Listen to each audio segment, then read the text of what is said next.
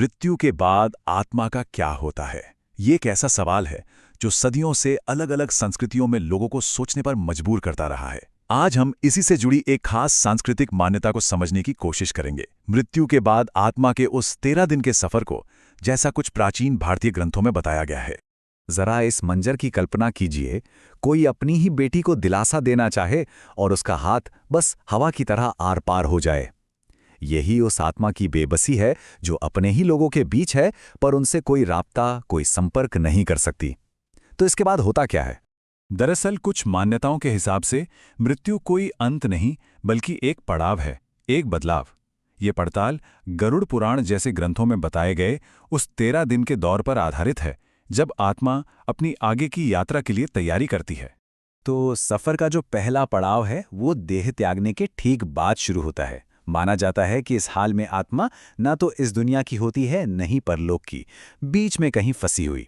चलिए इस सफर को कवि नाम के एक बुजुर्ग की कहानी से समझते हैं।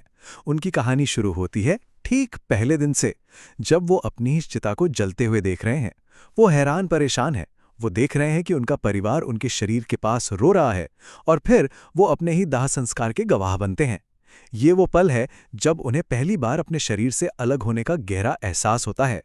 इस अवस्था में आत्मा को प्रेत कहा जाता है, मतलब एक ऐसी आत्मा जिसका कोई रूप नहीं है और जो अभी भी अपने पुराने जीवन, अपने घर, अपने परिवार के मोह में बंधी हुई है। कवि अपने ही घर में भटकते हैं, अपने लोगों का दुख महसूस करते हैं, पर अपनी बात उन तक पहुंचा नहीं सकते। और अब हम आते हैं एक बहुत ही अहम प्रक्रिया पर, एक नए आध्यात्मिक शरीर का निर्माण, जो आत्मा की आगे की यात्रा के लिए बेहद जरूरी है। देखिए, आत्मा के सामने एक बहुत बड़ी चुनौती है। बिना शरीर के वो आगे का सफर तय नहीं कर सकती। उसे एक नए आध्यात्मिक यानी सूक्ष्म शरीर की जरूरत है, और यहीं पर परिवार की भूमिका सबसे अहम हो जाती है। तो इस मुश्किल का हल क्या है? इसका हल एक बहुत ही महत्वपूर्ण रस्म में छिपा है, जिसे पिंडदान कहते हैं। इसमें परिवार के लोग हर रोज चावल, काले तिल और जल का भोग लगाते हैं। ये सिर्फ एक प्रसाद नहीं है, बल्कि ये उस आत्मा के नए शरीर को बनाने के लिए आध्यात्मिक पोषण का काम करता है। और ये जो निर्माण है, ये कोई अचानक नहीं होता।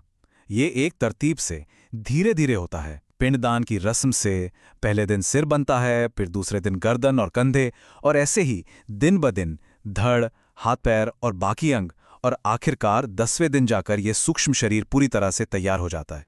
ये इस यात्रा का एक बहुत बड़ा मोड़ है।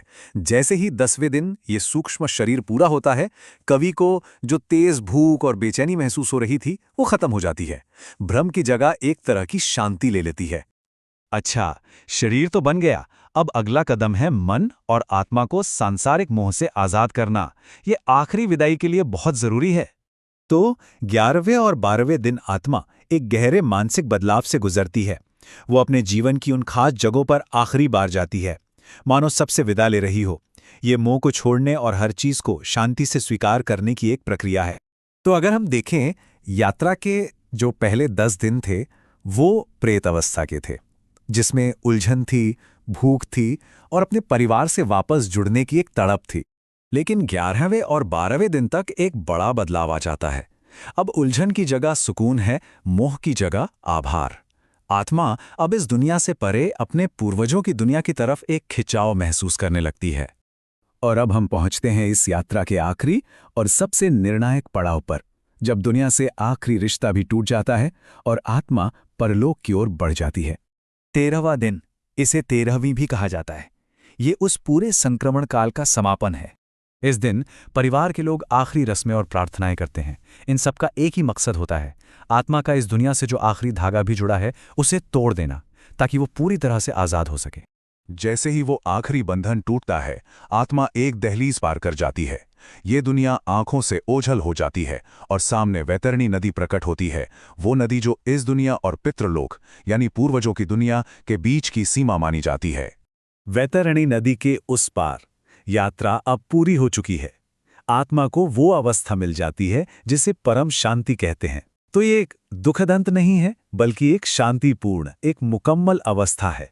और ये हमें सोचने पर मजबूर करता है कि शायद जिसे हम अंत समझते हैं वो असल में एक नई शुरुआत हो।